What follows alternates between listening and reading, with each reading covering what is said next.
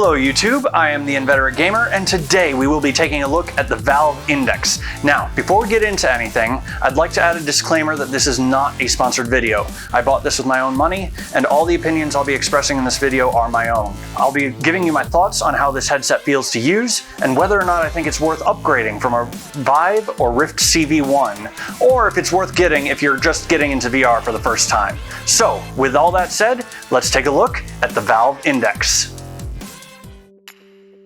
When you order the Valve Index Complete Bundle, everything comes in one big box, and let me tell you, the packaging is very nicely laid out. In the first layer, you have your base stations, controllers, instruction packet, and of course the headset itself.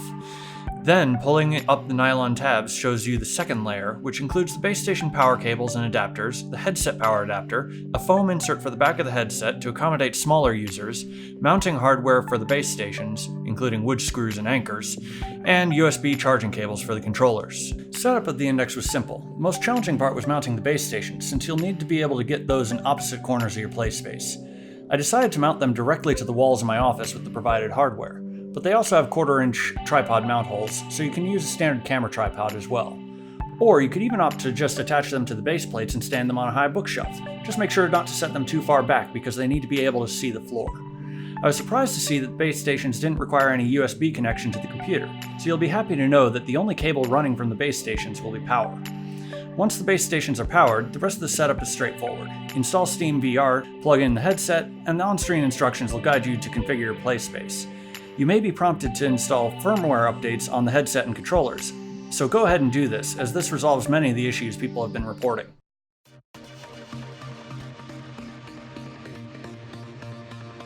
The headset is definitely a big improvement over the Rift CV1 and the original HTC Vive.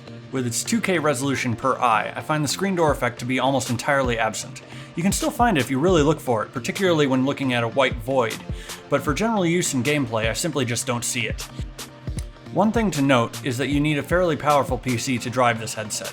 I currently have two GTX 980s and sometimes still run into occasional stuttering at just the base 90Hz refresh rate, so I'd recommend if you have anything less than that, plan to upgrade your GPU if you want to get the Index. The audio experience with this headset is absolutely phenomenal. The idea to have the speakers sit about an inch away from your ears instead of directly on them was a great idea, as it prevents your ears from baking during more active VR experiences.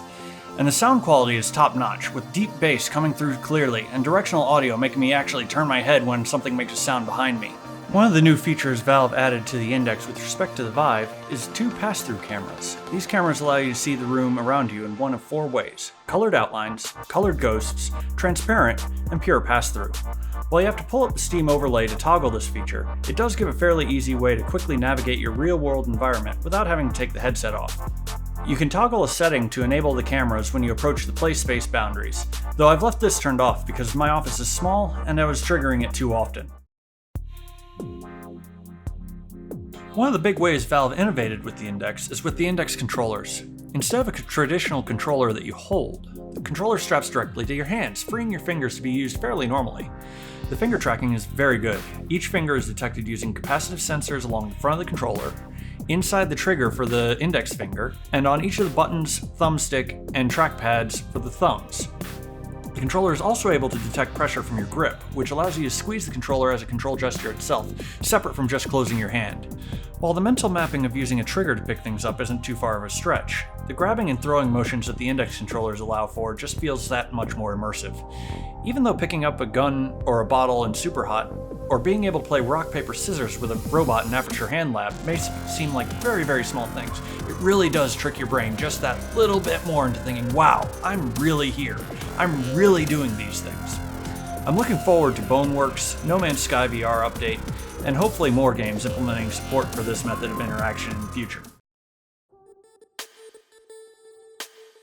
While I would say the Valve Index is definitely the best VR experience on the market today, I do admit it is very expensive. While I don't have an Oculus Rift S to compare directly against, its $400 price tag is very attractive, so if you're on the fence about getting into VR, that might be a better option to try. However, if you want the absolute best that VR can offer, and you have a gaming PC that can handle it, I would definitely suggest you check out the Valve Index. With excellent comfort and graphical fidelity, an innovative controller that feels fantastic to use, and near perfect motion tracking, I think it justifies its high price tag. So that's the Valve Index. I hope you all enjoyed the video, and over the next few months I expect I'll be uploading some VR gameplay. If that's something you'd like to see, please don't forget to like, subscribe, and click the bell icon for notifications of future videos. If you have any questions, please comment down below and I will be sure to answer them. Thank you, and I'll see y'all next time.